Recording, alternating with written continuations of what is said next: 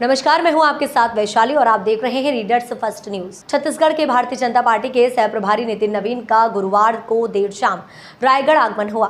नितिन नवीन नरेंद्र मोदी सरकार के 9 वर्षों के शासनकाल की उपलब्धियों को जनता के सामने लेकर आ रहे हैं। गुरुवार को जिला भाजपा कार्यालय रायगढ़ के प्रेस कॉन्फ्रेंस में नितिन नवीन ने मोदी सरकार के कामों का तो बखान किया ही, प्रदेश के भूपेश सरकार की बखिया भी उधेड़ दी।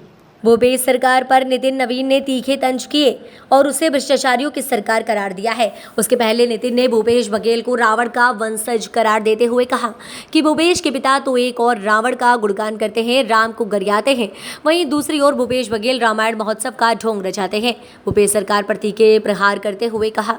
नितिन नवीन ने जंगल और जमीन का मुद्दा उठाते हुए कहा कि भूपेश के राज में इन तीनों का खात्मा हो रहा है। तीनों बुरी तरह प्रदूषित हो रहे हैं, रेत का अवैध खनन हो रहा है, लगातार जंगल कट रहे हैं और भ्रष्टाचार का बोलबाला है। पत्रकारों द्वारा उज्ज्वला गैस योजना और गैस सिलेंडर की बढ़ती कीमतों पर नितिन नवीन ने जवाब देते हुए कहा कि उज्ज्वला योजना बहुत अच्छी है और बहुत जल्द ही लोगों में आर्थिक क्षमता का विकास हो जाएगा।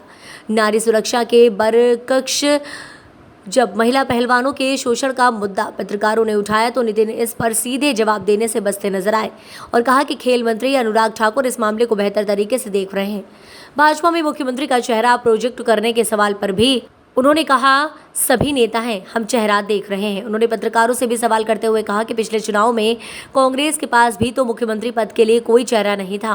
विधानसभा चुनाव में टिकट वितरण और प्रत्याशियों के चयन को लेकर उन्होंने कहा, इससे स्पष्ट रूप से ये प्रतिध्वनित होता है कि इस बार भाजपा जिताऊ प्रत्याशी को प्राथमिकता देगी। ऐसा नहीं है कि पुराने या फिर आयु सीमा पार कर चुके प्रत्याशियों के नाम पर विचार नहीं किया जाएगा या उनका टिकट काट दिया जाएगा। लायक प्रत्याशियों को प्राथमिकता के आधार पर चुनाव में टिकट दिया जाएगा। हम आपके माध्यम से छत्तीसगढ़ की जनता का आभार व्यक्त करने आए हैं कि पिछले 9 वर्षों में जो हमने माननीय प्रधानमंत्री जी ने देश की सेवा कर पाए हैं, तो छत्तीसगढ़ और देश की जनता का जो आशीर्वाद और समर्थन मिला उसके कारण कर पाए हैं।